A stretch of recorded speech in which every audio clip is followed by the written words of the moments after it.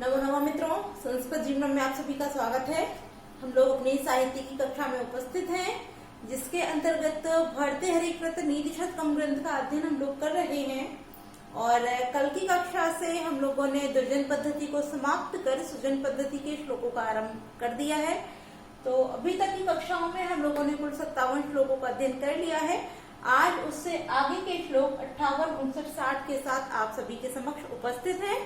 तो आइए हम लोग हमारे श्लोकों का अध्ययन करते हैं। तो जैसा कि अभी तक बताया जा रहा है इन श्लोकों में कि जो भर्तृहरि जी हैं वह सज्जन और महान लोगों के जो गुण होते हैं उन गुणों अर्थात सज्जन और महान व्यक्तियों में कौन कौन से गुण होते हैं उन सभी गुणों का वर्णन कर रहे हैं। तो आइए हम लोग जानते हैं हमारे जो 58 श्लोक है इसमें भी भर्तृहरि जी क्या बताते हैं, अर्थात महान लोगों में किस किस प्रकार के गुण होते हैं।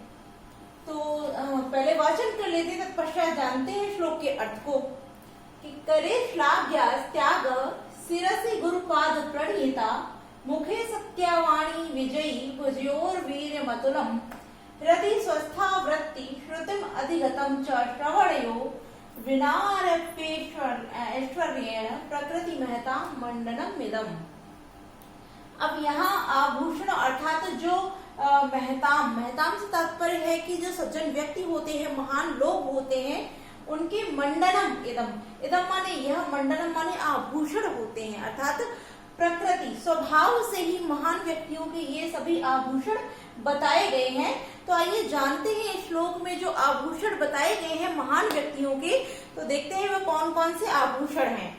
तो सर्वप्रथम बताया है भर्तृहरि जी ने कि करे श्लाघ्यास त्यागः।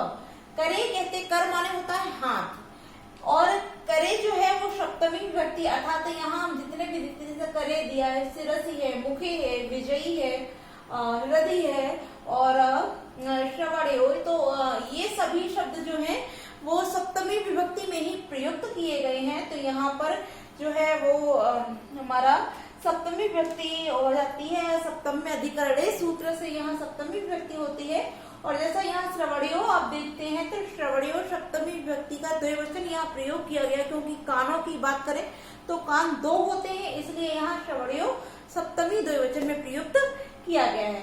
तो अब जैसे कि यहाँ हमने बताया कि करे, कर में अर्थात हाथ में, श्लाघ्य माने होता प्रशंसनीय, त्याग माने दान। तो हाथों में अर्थात हाथों का जो आभूषण बताया, मंडनम माने कि जो आभूषण है वो क्या बताया है, त्याग।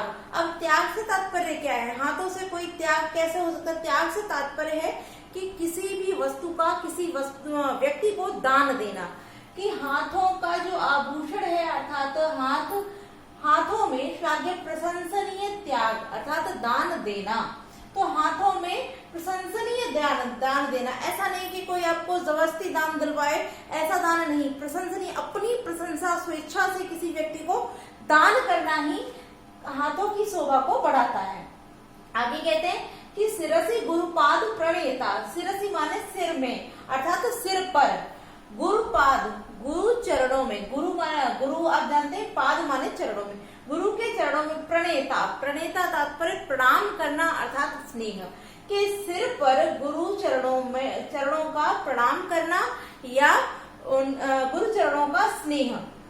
तो भाव यह है कि सिर का जो आभूषण है क्या है कि गुरु के चरणों में स्नेह प्रदान करना। अब स्नेह किस प्रकार प्रदान किया जाता है, तो यदि हम गुरु के चरणों में नतमस्तक होते हैं तो यही हमारे सिर की शोभा होती है, अर्थात हमारे सिर का आभूषण होता है कि सिर पर गुरु चरणों में प्रणाम करना। आगे कहते हैं मुखे सत्यावाणी, मुखे माने मुख में, सत्यवाणी सदैव सत्यवाणी ही होना अर्थात झूठ नहीं बोलना, कदापि झूठ न बोल करके सदैव सत्य वचन बोलना ही मुख का आभूषण हो जाता है। आगे कहते हैं कि विजयी भुजयो वीर्यम अतुलम, भुजयो अर्थात भुजाओं में, यहाँ पर भी जो भुजयो दिया है वो द्विवचन में, सप्तमी द्विवचन में ही प्रयुक्त किया गया है कि भुजाओं में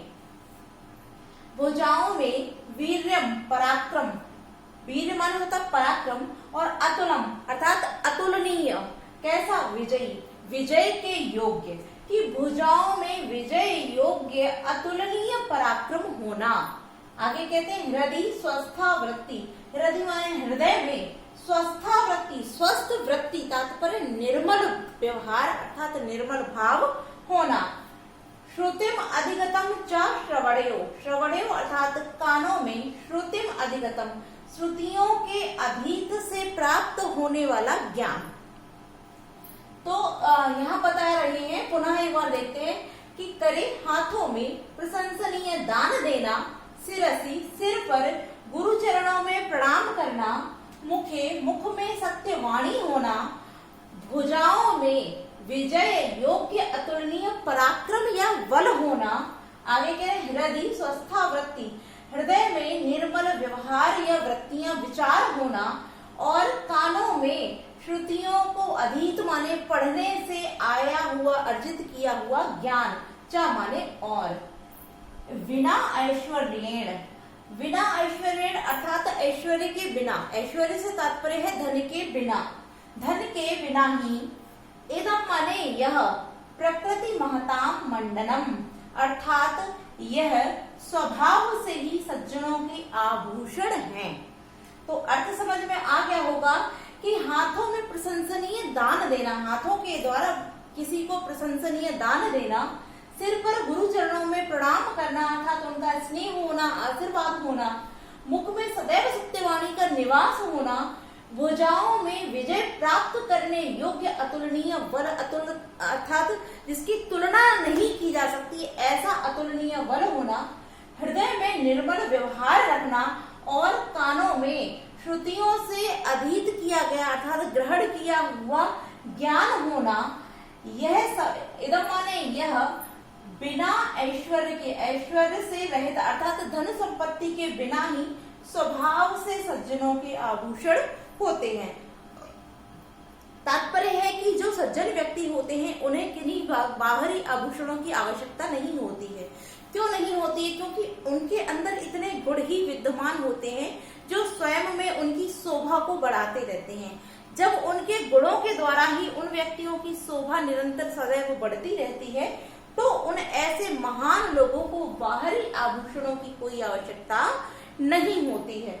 तो तात्पर्य आप सभी समझ गए होंगे। अब जैसा कि भाव हम लोगों ने देख लिया, यहाँ महताम अर्थात सज्जन लोगों, महान लोगों के आभूषणों के विषय में यहाँ वर्णन करते हुए भर्तृहरि जी बताते हैं। तो श्लोक का अर्थ हम लोगों ने जान लिया है। अब यहाँ से जो साहित्यिक रूप से प्रश्न बन सकते हैं, आइए उन प्रश्नों को जानते हैं। तो सर्वप्रथम यहाँ प्रश्न यही बन जाता है कि प्रकृति महताम मंडनम किम अर्थात स्वभाव से ही महान लोगों के आभूषण किम कौन कौन अर्थात किम माने क्या होते हैं। तो वैसे तो कई आभूषण दिए हैं, अब या फिर इस प्रकार भी कि कितने होते हैं, कति आभूषण मंडनम अर्थात कितने आभूषण हैं। तो आइए इनको भी काउंट कर लेते हैं। जैसे यहाँ पर दिया है करे श्लाघस त्यागा, यहाँ 1 हो जाएगा। फिर सिरसी गुरुपाद प्रणेता 2, मुखे सत्यावाणी 3, विजयी भुजयोर वीर अतुलम अर्थात 4 हो जाएंगे। हृदय स्वस्था वृत्ति 5 और श्रुतिम अधिगतम 4 श्रवणयो। इस प्रकार से यहाँ 6 आभूषणों अर्थात जो महान व्यक्ति हैं इनके स्वभाव से ही बिना ऐश्वर्य के जो आभूषण बताए गए हैं उन आभूषणों का कितना है अर्थात 6 आभूषणों को बताया गया है। अब प्रश्न यहाँ यह बन सकता है कि यहाँ यह जो श्लोक है वह किस ग्रंथ से लिया है। तो ग्रंथ जैसा कि हम सब अध्ययन जानते ही है कि भर्तृहरि कृत नीति शतकम का अध्ययन कर रहे हैं और उसमें भी सुजन पद्धति से यह श्लोक लिया गया है। अब प्रश्न यहाँ इस प्रकार से भी बन सकते हैं कि करेश अर्थात करो की हाथों की शोभा किससे होती है। तो श्लाघ्या त्यागा सिर की शोभा किससे होती है। तो गुरु पाद प्रणयिता। इस प्रकार से यहाँ जो 6 गुण बताए हैं इन 6 गुणों से 6 प्रश्न अन्य भी बन जाते हैं। तो हम लोगों ने यहाँ इसको देख लिया है। अब इसकी व्याकरणिक टिप्पणियां और छंद इत्यादि को हम जान लेते हैं। तो यहाँ जैसे सबसे पहले शब्द दिया है करे, हमने इसमें बता ही दिया कि सप्तमी विभक्ति में प्रयुक्त है और श्लाघा शब्द की निष्पत्ति के लिए श्लाघ धनुष्य श्लाघ के साथ ण्यय प्रत्यय का विधान करते हैं तो श्लाघा शब्द हमारा निष्पन्न होता है। और श्लाघा धन त्याग तब यहाँ पर विसर्ग संधि हो जाएगी और त्यागा शब्द की बात करते हैं तो त्यज धातु के साथ जब हम घय प्रत्यय का विधान करते हैं तब हमारा त्याग शब्द निष्पन्न हो जाता है। आगे हम देखते हैं, यहाँ पर लिखा हुआ है गुरुपाद। तो गुरुपाद अर्थात गुरु के पाद, तो गुरु नाम पाद अर्थात गुरु के पाद या गुरु के चरण, तब यहाँ षष्ठी तत्पुरुष समास हो जाता है। इसी प्रकार से आगे देखते हैं भुजयोर वीर्यम अतुलम। भुजयो, अब यहाँ वा पे जो रा उड़ रहा है यहाँ विसर्ग हो जाएगा, तो यहाँ पर हमारी विसर्ग संधि हो जाती है।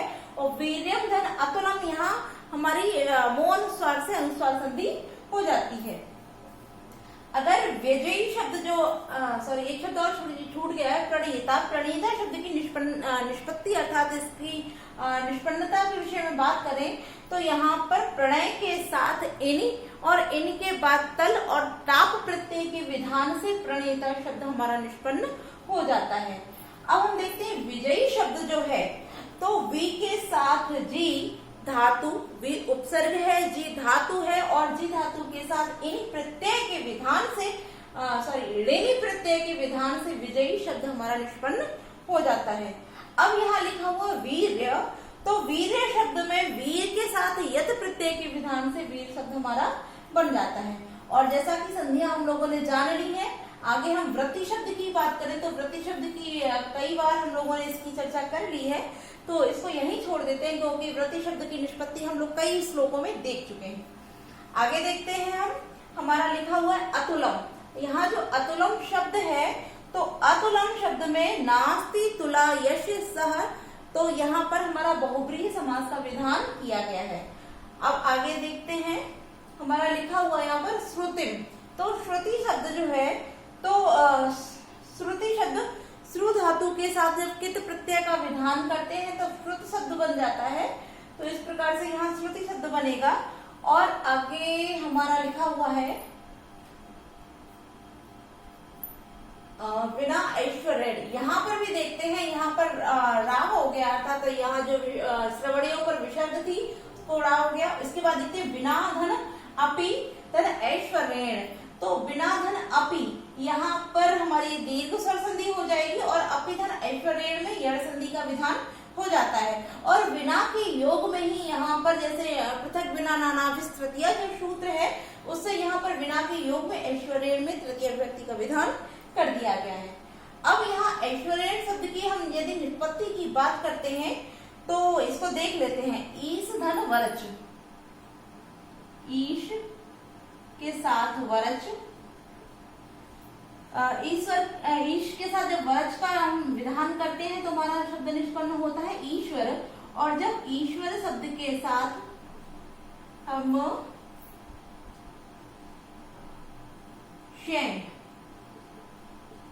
स्यय प्रत्यय का विधान करते हैं तो हमारा ऐश्वर्य शब्द निष्पन्न हो जाता है। और आगे जो शब्द लिखा हुआ है प्रकृति महताम, तो प्रकृत्या महताम यहाँ पर तृतीय पुरुष समास हो जाएगा। और मंडनम इदम, यहाँ पर भी मो अनुस्वार सूत्र से अनुस्वार संधि हो जाएगी। और मंडनम शब्द की बात करें तो मंड धातु के साथ ल्युट प्रत्यय के विधान से मंडनम शब्द हमारा निष्पन्न हो जाता है। अब यदि हम इस श्लोक में छंद की बात करें तो यह शिखरणी छंद में लिखा हुआ है। और शिखरणी छंद का जैसे कि कई बार चर्चा हो चुकी है तो इसलिए अधिक चर्चा नहीं करेंगे। किंतु यदि अलंकार की बात करते हैं तो इस श्लोक में किन्हीं किन्हीं पुस्तकों में विभावना अलंकार और कहीं कहीं उदात्त अलंकार देखने को मिलता है। तो इस प्रकार से हम लोगों ने हमारा जो 58वां श्लोक था अध्ययन कर लिया है। अब हम हमारे 59वें श्लोक की ओर आगे बढ़ते हैं। तो आइए पहले वाचन कर लेते, तत्पश्चात इसके अर्थ को जानेंगे। कि प्राणघातान निवृत्ति परधन हरणै संयमः सत्यवाक्यम, संयमः सत्यवाक्यम काले शक्त्या प्रदानम युवती जन कथा मूक भाव परेशान तृष्णा स्रोतो विभंगो गुरुसुचा विनय सर्वभूतानुकंपा सामान्यः सर्वशास्त्रे स्वनुहत विधि श्रेयसामेश पंथ। अब यहाँ भी जो है जैसे यहाँ पर लिखा हुआ है कि यह जो इसमें भी तात्पर्य जो सर्व सामान्य लोग हैं उनके लिए बताया गया है कि किस किस प्रकार से यह मार्ग कल्याणकारी अर्थात जो महान लोग होते हैं उनके द्वारा जो कार्य किए जाते हैं या जो उनके द्वारा बताए हुए मार्ग है वो किस प्रकार से सर्वसाधारण लोगों के लिए भी कल्याण के मार्ग हो जाते हैं। तो आइए जानते हैं कि प्राणघातान निवृत्ति, यहाँ प्राणघातान है, एक सेकेंड सॉरी, प्राणघातान निवृत्ति, कि प्राण पर आघात से निवृत्ति अर्थात अलग होना या दूर होना या विमुख होना, कि प्राणों पर आघात करने से दूर होना। घात माने मारना, और प्राण तो आप जानते हैं प्राणों पर घात करना अर्थात मारना, और निवृत्ति माने विमुख अर्थात उससे दूर हो जाना। तो यहाँ भाव हो गया कि जीव हत्या से दूर अर्थात प्राणों पर आघात या घात करने से विमुख होना। यदि आप किसी को मारते हैं तो वहां आपकी वृत्ति हो गई अर्थात उसको कर रहे हैं, किंतु जब आप उससे अलग हट जाते हैं तो वहां आपकी निवृत्ति हो गई। तो तात्पर्य है किसी के प्राणों को लेने से दूर होना अर्थात विमुख होना। तो तात्पर्य कि जीवों पर दया करना। पर धन हरणे संयम, पर माने दूसरों के धन को, हरणे माने हरण करने में संयम रखना अर्थात दूसरे के धन को चुराना नहीं, उस हरण करने में संयम रखना। सत्यवाक्यम, सत्य वाक्य को बोलना अर्थात सदैव सत्य बोलना। जैसे कि यहाँ बताया गया कि मुखे सत्यवाणी, तो वही चीज बता दिया गया कि सत्य वाक्यम, सत्य वाक्यम अर्थात सदैव सत्य बोलना। आगे कहते हैं कि काले शक्त्या प्रदानम, काले समय पर, शक्त्या शक्ति के अनुसार अर्थात जितनी आपकी सामर्थ्य है उसके अनुसार, प्रदानम प्रदान करना, क्या, धन इत्यादि, दान इत्यादि, कि समय पड़ने पर शक्ति के अनुसार जितनी आपकी शक्ति है अर्थात यथाशक्ति अनुसार दान देना। आगे कहते हैं युवती जन कथा मूक भाव परेशान, तो यहाँ से अर्थ करेंगे परेशान माने दूसरों की, युवती जन स्त्री जनों की, कथा में मूक भाव रखना अर्थात मौन होना, कि दूसरों की स्त्री लोगों की कथाओं में मौन भाव रखना अर्थात मौन हो जाना। तृष्णा स्रोतो विभंगो, तृष्णा माने होता है लालच, स्रोत जो उस लालच के स्रोत होते हैं, कारण होते हैं अर्थात जो उसका प्रवाह होता है उसको विभ्रम अर्थात भिन्न करना, तोड़ना या छोड़ देना, कि लालच के प्रवाहों को अर्थात लालच के स्रोतों को छोड़ देना या त्याग देना। च गुरुष विनया, च माने और, गुरुष माने गुरुओं के प्रति, विनय माने विनय का भाव रखना। सर्वभूतानुकंपा, सभी भूत माने कहते हैं प्राणियों को, कि सभी प्राणियों के प्रति अनुकंपा का भाव रखना, तात्पर्य दया करना, कि सभी प्राणियों पर दया करना। एषः माने यह, सर्वशास्त्रेषु, सभी शास्त्रों में, अनुपहत विधि से कहे हुए अर्थात अक्षुण्य विधि से कहे हुए, तात्पर्य जिन चीजों को सभी मनुष्यों के द्वारा सहमति प्रदान कर दी गई है ऐसे सर्वसम्मति से कहे हुए, सामान्य लोगों के लिए अर्थात जो सर्वसाधारण जन हैं, ऐसे सर्वसाधारण जनों का श्रेयशाम कल्याणकारी पंथा माने मार्ग होता है, कि ऐसा माने यही सभी शास्त्रों में अक्षुण्य विधि से कहा गया अर्थात सभी के द्वारा सहमति प्रदान, सम्मति प्रदान किए जाने वाला सामान्य साधारण लोगों के कल्याण का ऐसा माने यही पंथा माने मार्ग होता है। पुनः एक बार देख लेते हैं कि प्राणघाता निवृत्ति अर्थात जीवों पर दया करना, दूसरों को मारने से विमुख होना, तात्पर्य जीवों पर दया करना, दूसरों के धन को हरण करने में संयम रखना, सत्य बोलना, समय पड़ने पर यथाशक्ति दान देना, दूसरों की स्त्री जन के कथाओं में अर्थात चर्चा में सदैव मूक भाव रखना अर्थात मौन रहना, लालच के स्रोतों से रहित होना अर्थात उनको छोड़ देना, और गुरुओं के प्रति विनय भाव रखना, क्षमाशील होना, सभी प्राणियों के प्रति दया का भाव रखना। यह सभी शास्त्रों में अक्षुण्य विधि से कहे हुए अर्थात जिनको सभी मनुष्यों के द्वारा सहमति प्रदान कर दी गई है, ऐसे सामान्य जनों के कल्याण का ऐसा माने यही पंथा माने मार्ग होता है। तात्पर्य अगर आप इन सभी गुणों को अपने व्यवहार में लेकर आते हैं या इस प्रकार से अपने कार्यों को करते हैं तो आपका जो मार्ग है अर्थात आपकी जीवन का जो मार्ग है वो सदैव ही कल्याणकारी होगा।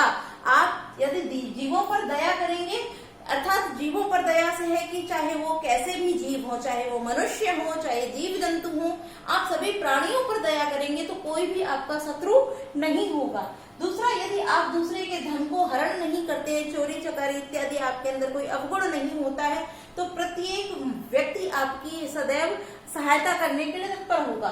यदि आप सदैव सत्य बोलते हैं तो कोई भी आपकी बात को कभी भी नहीं टालेगा। यदि आप शक्ति अनुसार समय पड़ने पर किसी को दान देते हैं तो जब आपके ऊपर कोई विपत्ति आएगी उस समय आपका सहयोग करने के लिए सभी आपके साथ उपस्थित होंगे। यदि आप दूसरे की स्त्री लोगों की चर्चा अर्थात कथाओं में मौन रखते हैं तो आपके परिवार और आपके लोगों का कोई भी निंदा नहीं करेगा। आगे बोलते हैं कि यदि आप लालच से दूर रहते हैं अर्थात लालच को जो उत्पन्न करने वाले स्रोत हैं ऐसे स्रोतों से दूर करते हैं तो आप कभी भी कठिनाई में नहीं पड़ेंगे। और यदि आप गुरुओं के प्रति विनय भाव रखेंगे तो आपके जो गुरु हैं वो सदैव आपके ऊपर अपना आशीर्वाद रखेंगे। साथ ही साथ यदि आप सभी प्राणियों के प्रति दया का भाव रखेंगे तो वह सभी भी, जैसे कि हम कहते हैं कि यदि आप किसी को जैसे कहा जाता है कि यदि आप आम का वृक्ष बोएंगे तो आपको आम ही मिलेंगे और यदि बबूल बोएंगे तो कांटे ही प्राप्त होंगे। तो इसी प्रकार से यदि आप सभी प्राणियों के प्रति दया का भाव रखते हैं तो आपको भी उसके प्रतिफल में दया ही प्राप्त होगी।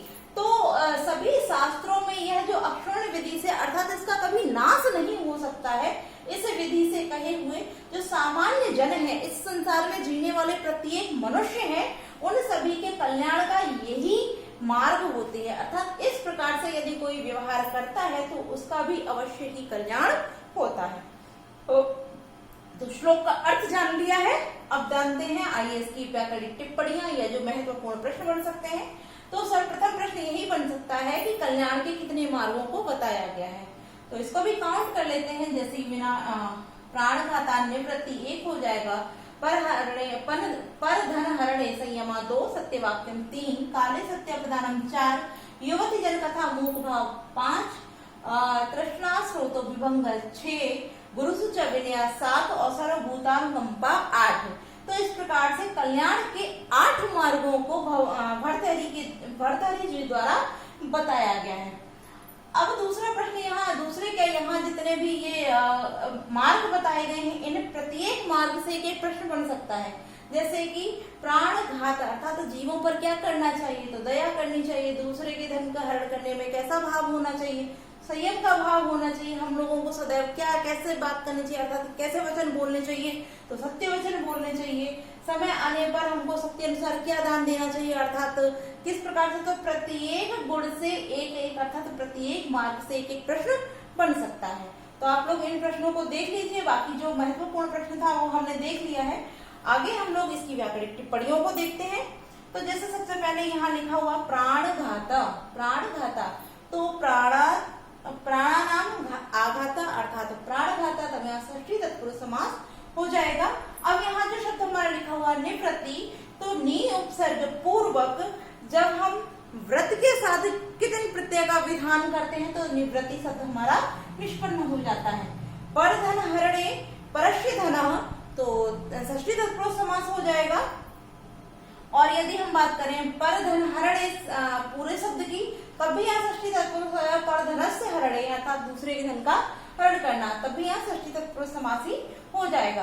अब हम संयम शब्द की बात करें तो सम के साथ जब हम यम और यम के साथ जब अप इसको लिख देते हैं, ये मुख्य है तो सम उपसर्ग है, सम के साथ यम और यम के साथ अप प्रत्यय का विधान करते हैं तो हमारा संयम शब्द निष्पन्न हो जाता है। आगे देखते हैं, हमारा यहाँ लिखा हुआ है शक्त्या लिखा हुआ है, तो शक्ति शब्द है, शक के साथ जब कितने प्रत्यय का विधान करते हैं तो शक्ति शब्द निष्पन्न होता है और सु आदि की उत्पत्ति करके यहाँ हमने तृतीय विभक्ति में शक्त्या शब्द निष्पन्न अर्थात शक्त्या शब्द बन जाता है। आगे देखते हैं, यहाँ पर लिखा हुआ युवती जन कथा, तो यहाँ पर युवती जन कथा मूक भावा यह संपूर्ण शब्द ले लेंगे तो युवती लोगों की कथा में मूक भाव होना, तब यहाँ कथा में अर्थात सप्तमी तत्पुरुष समास हो जाएगा। परेशान आगे देखते हैं यहाँ पर तृष्णा स्रोतो विभंगो, तब यहाँ तृष्णाया स्रोता तस्य विभंगा, यहाँ पर भी षष्ठी तत्पुरुष समास हो जाएगा। और सप्तमी में गुरुषु शब्द जो है वो सप्तमी में यहाँ प्रयोग किया गया है। सर्वभूतान अनुकंपा, सर्वभूत धन अनुकंपा, यहाँ दीर्घ स्वर संधि का विधान किया गया है। और यदि हम यहाँ समास की बात करते हैं, भूतेषु अनुकंपा, सर्वेषु भूतेषु अनुकंपा, यहाँ सप्तमी तत्पुरुष समास हो जाएगा। आगे देखते हैं हमारा सामान्य शब्द जो है वो समान के साथ शय प्रत्यय के विधान से सामान्य शब्द बन जाता है। और संधि देखते हैं आगे, शास्त्रेषु धन अनुपहत, तब यहाँ यण संधि का विधान हो जाता है। अब यहाँ जो अनुपहत शब्द जो लिखा हुआ ना उपहत अर्थात अनुपहत, तब यहाँ हमारा नए तत्पुरुष समास का विधान अर्थात नए तत्पुरुष समास हो जाता है। और यहाँ पर अनुपहत विधि शब्द पूरा ले लेते हैं, तब यहाँ पर हमारा बहुब्रीहि समास हो जाएगा। अनुपहता विधि यस्य सह, तो अनुपहता में बहुब्रीहि समास हो जाएगा अनुपहत विधि में। ठीक है, अब हम छंद की बात करते हैं। तो यह जो हमारा श्लोक है यह स्त्रग्ध्रा छंद में प्रयुक्त किया गया है। तो हम लोगों ने श्लोक का अर्थ जान लिया, इसकी व्याकरणिक टिप्पणियों को देख लिया, जो महत्वपूर्ण प्रश्न बन सकते थे उनको भी जान लिया है। तो अब हम हमारा जो अंतिम श्लोक है उसका अध्ययन करते हैं। तो आइए पहले वाचन कर लेते हैं। प्रदानं प्रच्छन्नं गृहमुपगते संभ्रम विधि, प्रियं कृत्वा मौनं सदसि कथनं चाप्युते, अनुत्सेको लक्ष्म्या निरभिभव सारा परकथा, सतां केनोदिष्टं विषम असिधारा व्रतम इदम्। अब यहाँ जो भरतहरि जी वो बताते हैं कि सतां माने सज्जनों को इस प्रकार के कार्य करने के लिए किस व्यक्ति ने उपदेश दिया, अर्थात जो सज्जनों के द्वारा कार्य किए जाते हैं वो इतने कठिन होते हैं कि जिनका पालन करना किसी भी सामान्य मनुष्य के लिए सरल नहीं होता है। तो ऐसे कठिन कार्यों को सज्जन व्यक्ति किस प्रकार से कर लेते हैं, और यदि वह करते भी हैं तो ऐसे कार्य करने के लिए उनको किसने उपदेशित किया है। तो आइए उन कार्यों के विषय में पहले जानते हैं जो जो बताए गए हैं। तो यहाँ कहा गया पहले सर्वप्रथम प्रदानम प्रच्छन्नम, प्रच्छन्न माने होता है छिपा करके या गुप्त रूप से, प्रदानम दान देना हो, ये गुप्त रूप से दान देना। गृहम उपगते, गृहम माने घर में, उपगते माने आए हुए के प्रति, तो घर में आए हुए अतिथि के प्रति समग्र विधि अर्थात उचित विधि से, उचित रूप से, उचित विधि के अनुसार आदर सत्कार इत्यादि करना। प्रियम कृत्वा मौनम, प्रियम अर्थात किसी का प्रिय, कृत्वा माने करके, मौनम माने मौन होना। तो कृत्वा कत्वा प्रत्यय का विधान है, क्रिया धातु के साथ कत्वा प्रत्यय के विधान से कत्वा बन जाता है। तो कृत्वा होने करके, कर या करके अर्थ में प्रयोग होता है। फिर प्रिय करके मौन होना अर्थात किसी के ऊपर उपकार करना किंतु उसको कहना नहीं, मौन हो जाना। आगे सदसि कथनम चाप्युकृते, उपकृते अर्थात उपकार किए जाने को, सदस्य माने सभा में, कथनम माने कहना, कि यदि किसी व्यक्ति ने आपके ऊपर यदि कोई उपकार किया है तो उस उपकार को सभा में भी कह देना। आगे कहते हैं अनुत्सेको लक्ष्म्या, लक्ष्म्या अर्थात लक्ष्मी के आने पर, तात्पर्य अत्यधिक धन के आ जाने पर, अनुत्सेको अनु नहीं, उत्सेको गर्व, गर्व को न करना, कि अत्यधिक धन प्राप्त होने पर भी गर्व को नहीं करना अर्थात घमंड को न करना। आगे कहते हैं निरभिभव सारा परकथा, परकथा अर्थात दूसरों की कथाओं में, दूसरों की चर्चा में निंदा से रहित हो जाना। सारा परकथा सारा अर्थात दूसरों की कथाओं के सार में कैसा, निंदा रहित होना, यानी कि दूसरों की चर्चा तो करना किंतु वह निंदा नहीं करना, उसकी चुगली नहीं करना, उसकी बढ़ाइयों को कहना। कि सताम माने सज्जनों को, कैन उद्दिष्टम किसके द्वारा, उद्दिष्ट माने उपदेशित किया गया है। विषम असिधारा व्रतम इदम, इदम माने यह, विषम कठिन, असिधारा, असी माने होता है तलवार, धारा माने धार पर, व्रतम माने व्रत को, कि कठिन तलवार की धार रूपी व्रत को, इस व्रत को सज्जनों से किसने उपदेशित किया है। तो यहाँ असिधारा व्रत से तात्पर्य क्या है, जैसे तलवार की धार पर चलना अत्यंत कठिन होता है, तो तात्पर्य यही है कि तलवार की धार पर चलने रूपी इस व्रत, कठिन व्रत को सज्जनों से करने के लिए किसने उपदेशित किया है। पुनः एक बार अर्थ देख लेते हैं कि गुप्त रूप से दान देना, घर पे आए हुए अतिथि को उचित सत्कार करना,